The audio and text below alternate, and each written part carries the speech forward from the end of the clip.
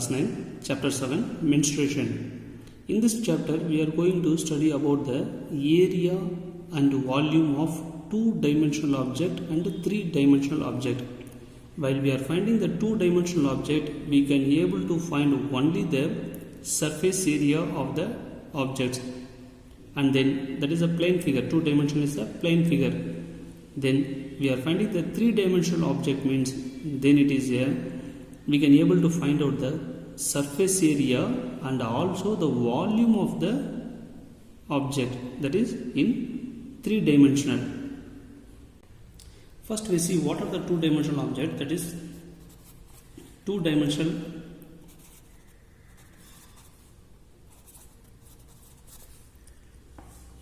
objects or figure. Two-dimensional we shortly we write in the 2D, shortly we write in the form of 2D. For example, a square, a rectangle or a triangle.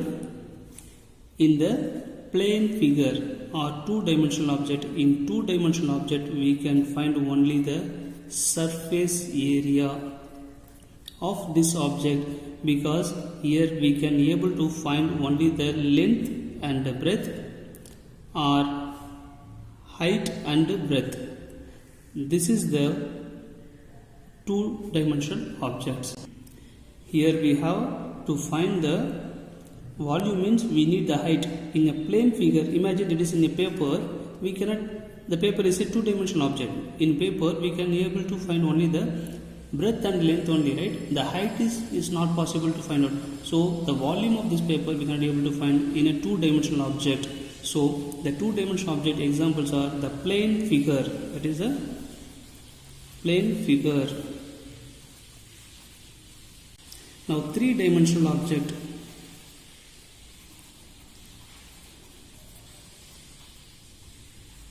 Three-dimensional means we call it as a 3D objects.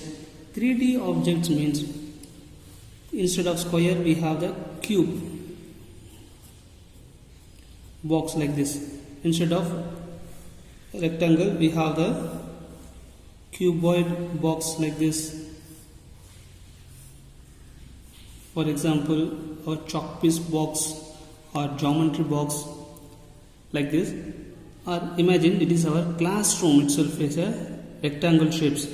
Classroom itself is a rectangle shape, or some classroom may be a cube shape. So imagine this three-dimensional object we can able to find the breadth and the length, and this is the height.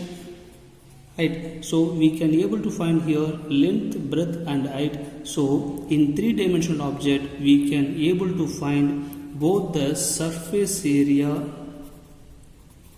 and volume. So in two-dimensional object we can able to only find only the surface area. In three-dimensional object we can able to find both the surface area and volume of the objects. For example, here we have taken cube and cuboid. In our portion, here they are given cube and cuboid, and in higher classes we can able to find out about the circle, that is a sphere shape, the cone, cylinder like this. We know how to find the area of the triangle. So area of triangle formula is of base into height, right? If in a particular triangle, if the base and height is given, we can able to find out the area of this triangle. Instead of giving the height is not given, but the three sides are given. In some triangles or in some situation the height is not given, but the other values is 5, 3, 4. These values are given. How to find the area? We know only the area of the triangle means of base into height.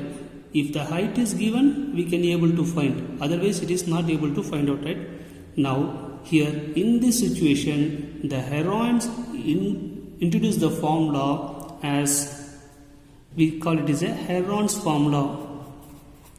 Heron's formula to find the area of triangle. In this situation the height is not given means we have the area of the triangle formula. Area of the triangle is equal to root of s into s minus a into s minus b into s minus c. Here let me take that this is a, this is b, this is c means, then here s is nothing but the semi perimeter of the triangle. So square units we have taken, where s is equal to semi perimeter means sum of this value is the perimeter. If you walk from here, if you reach again here means that is the boundary. The boundary is nothing but the perimeter of the triangle, right? If you start from walking here and moving like this and reach it again here means this is the boundary. This is called the perimeter of the triangle, right? So s is nothing but half of the perimeter, that is a plus b plus c divided by 2 is the value of s. Here s is semi perimeter, half of the perimeter is, we call this as semi perimeter.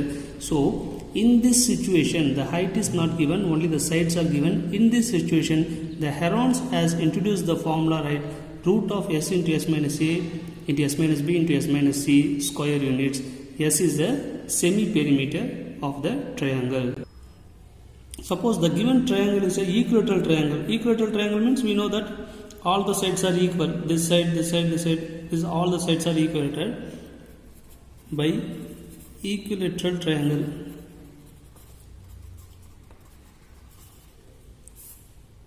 Here, equilateral triangle. Heron's has introduced the formula to find out the equilateral triangle. All the sides are equal means here a is equal to b is equal to c. This is a, this is b, this is c means all the sides are equal. So a is equal to b is equal to c. Here we have the area of triangle. We can apply the formula root 3 divided by 4 a square units. Heron's introduced when scalar triangle all the values are not equal, right? So but height is not given means we use this formula. It is all the sides are equal means equilateral triangle. By the equilateral triangle is given means Heron's introduced the formula root 3 divided by 4 a square. We can apply this formula to find the area of the triangle. See, next application of Heron's formula in finding area of quadrilateral.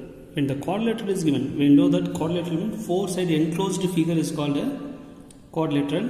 The plane figure bounded by 4 line segment is called a quadrilateral, right?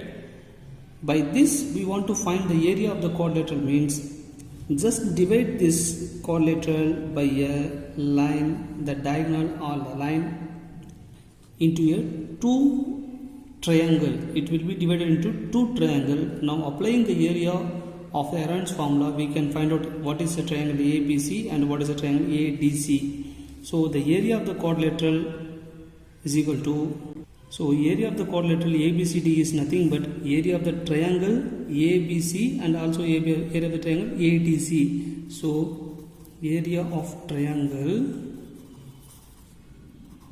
ABC plus area of triangle ADC. Sum of these 2 triangle is equal to the quadrilateral, area of the quadrilateral, right?